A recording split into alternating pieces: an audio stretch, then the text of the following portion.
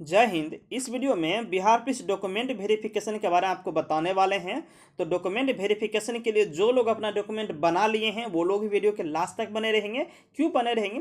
कि आप देख रहे हैं कि जितने सारे फीमेल कैंडिडेट है जिनका फिजिकल लिया जा रहा है उसमें से रनिंग तो बहुत ज़्यादा पास कर रही है, लेकिन छट कहाँ रही है? हाइट में छट रही है, वेट में छट रही है, और इसके बाद डॉक्यूमेंट में भी बहुत सारे कैंडिडेट छट रही है। इसलिए जो लोग डॉक्यूमेंट बना भी लिए हैं वो लोग भी इस वीडियो को लास्ट तक देख लें। हो सकता है कोई डॉक्यूमेंट आपका छूटा हुआ हो। ठीक है, यही मेन चीज़ है आपके लिए। तो चलिए वीडियो को शुरू करते हैं। लास्ट तक बने रहेंगे, खींच खींच करके नहीं देखेंगे। चलिए, सबसे पहले जो मेन जरूरी डॉक्यूमेंट है वो आपके लिए है फिजिकल का एडमिट कार्ड आपके पास होनी चाहिए। जो आप फिजिकल देने जा रहे हैं ये एडमिट कार्ड आप लेकर के जाएंगे, और उसके बाद रिटर्न एग्जाम का एडमिट कार्ड आप जो है लेकर के जाएंगे, ये भी ले जाएंगे। ये क्या है? तो रिटर्न एग्जाम जो आप दिए हुए थे 14 मार्च या 21 मार्च, इन दोनों में से किसी एक डेट में जो आपका पढ़ा होगा वो रिटर्न एग्जाम का एडमिट कार्ड ले जाएंगे, और फिजिकल का एडमिट कार्ड ले जाने वाली, ये मस्ट जरूरी है। रिटर्न वाला नहीं भी है तो आपको माफ़ कर दिया जाएगा, लेकिन ये तो होनी चाहिए। और ऑनलाइन एप्लीकेशन प्रिंट के बारे में जहाँ तक बात है, ये आपके पास है तो ले जाएं, नहीं है तो कोई दिक्कत वाली बात नहीं है, ये जरूरी नहीं है। समझ लिए? उसके बाद आते हैं तीसरे नंबर डॉक्यूमेंट के बारे में जो सबसे बहुत ज़रूरी है।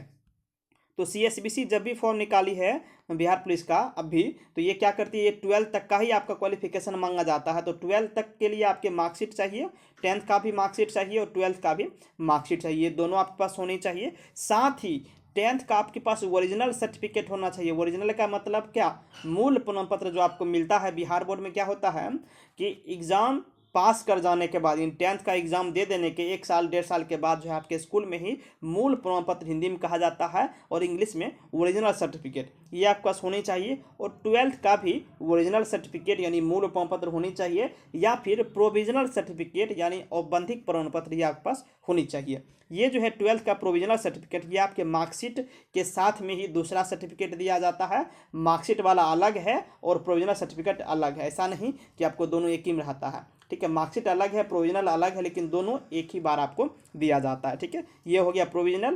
प्रोविजनल के अलावा आपके पास ओरिजिनल सर्टिफिकेट भी होनी चाहिए। यदि ओरिजिनल नहीं है तो आपका प्रोविजनल से काम चल जाने वाला है, 10th में भी और 12th में भी। ठीक है, अब बात करते हैं 10th के एडमिट कार्ड के बारे में। तो ये उतना ज़रूरी नहीं है, 12th का भी एडमिट कार्ड ज़रूरी नहीं है, ये आपको चेक नहीं किया जाता है। जो चेक किया जाता है वो हम आपको बता देते हैं, जो चेक नहीं किया जाता है वो हम आपको वो भी बता देते हैं। ठीक है, चलिए वो भी डाउट क्लियर कर देते हैं।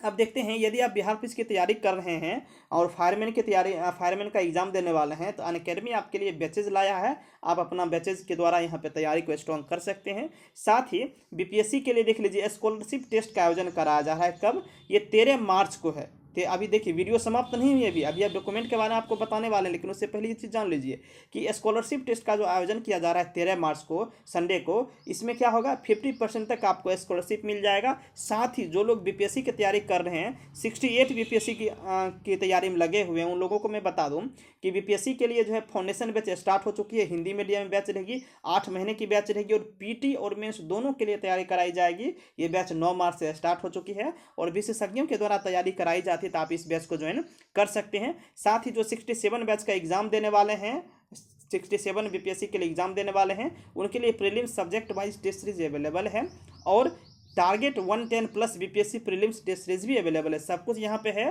कहाँ पे? तो India's largest learning platform Unacademy पे अवेलेबल है।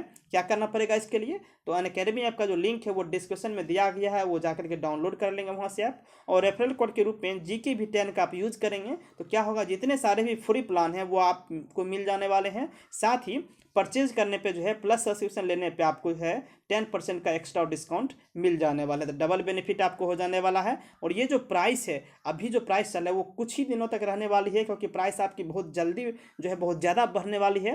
तो जो लोग तैयारी करने का सोच रहे हैं वो लोग जाकर के जल्दी से बैच ले लेंगे, क्योंकि प्लस सब्सक्रिप्शन लेने की अलग ही बेनिफिट है। आपको ऑल कोर्सेज पे आपको मिल जाने वाला है एक्सेस प्लस डाउट क्लासेस, सब कुछ यहाँ पे अवेलेबल है। जो लोग जो लोग बिहार सीडीपीओ का एग्जाम देने वाले हैं उनके लिए भी टेस्ट सीरीज अवेलेबल है। आपको कहीं और जाने की जरूरत नहीं है, सब कुछ एक ही प्लेटफॉर्म पे अवेलेबल है। तो जल्दी से जाइए, लिंक डिस्क्रिप्शन में दिया गया। ठीक है, चलिए अब आते हैं अपने वीडियो पे।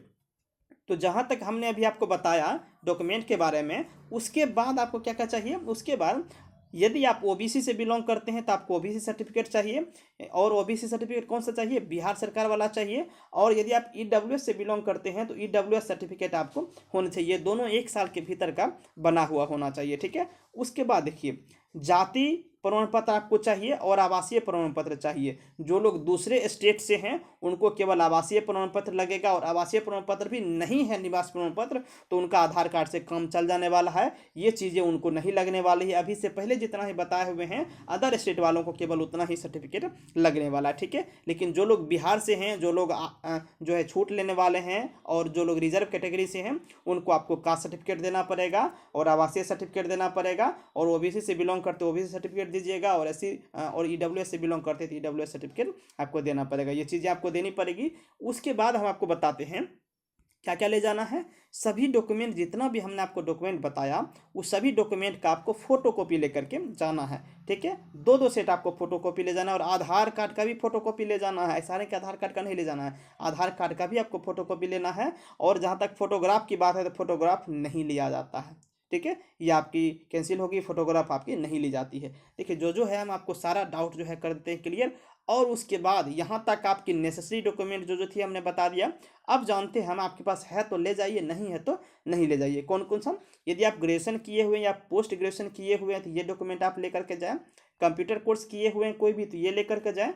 स्पोर्ट्स सर्टिफिकेट आपके पास है तो ये लेकर के जाएँ। एनसीसी किए हुए तो एनसीसी सर्टिफिकेट आपके पास है तो ये लेकर के जाएँ। इसके बेनिफिट आपको हम बताते हैं। जरूरी नहीं है कि आप ये लेकर के जाएंगे तो आपसे ये ले ही लिया जाएगा, ठीक है। क्योंकि बिहार पे जो 12th लेवल की जॉब है और 12th तक का ही सर्टिफिकेट लिया जाता है, और जब आप फॉर्म भरे होंगे तो उसमें ये 12th तक का ही डिटेल्स मांगा गया था। इसलिए कई बार क्या होता है, अक्सर यही होता है, 95% यही जान लीजिए कि आपसे ये सब सर्टिफिकेट नहीं लिया जाएगा। जब ले करके भी जाएंगे तो नहीं लिया जाएगा, लेकिन होता है कि कोई कोई ले लेते हैं। तो इनका बेनिफिट हम आपको बताते हैं। बेनिफिट ये है कि जब आप ड्यूटी करेंगे तो आप कंप्यूटर सर्टिफिकेट दिए हुए हैं तो क्या होगा, आपको वहाँ पे आपको ऑफिस वर्क मिल जाएगा। आप हैं सिपाही लेकिन हेडक्वार्टर में आपको ऑफिस वर्क दे दिया जाएगा। ग्रेजुएशन किए हुए हैं तो ऑफिस वर्क दे दिया जाएगा। ये सारी चीज़ें होती है। और यदि अभी आपका ये सारा चीज़ नहीं लिया जाता है तो जब आप ज्वाइन कर लेंगे उस टाइम आप ये चीज़ें जमा कर सकते हैं, ठीक है।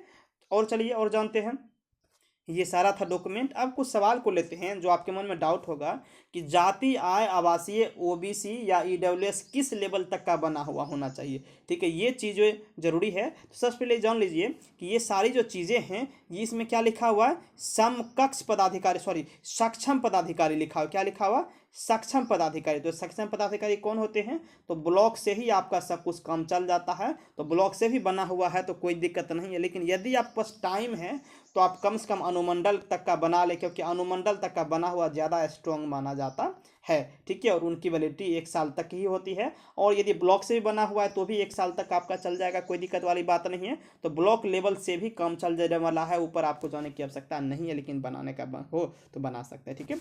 ये था सारा डिटेल्स। तो उम्मीद है कि वीडियो आपको पसंद आया होगा। पसंद आया तो चैनल को सब्सक्राइब जरूर कर लीजिए, ठीक है। मिलते हैं नेक्स्ट वीडियो में। Thank you.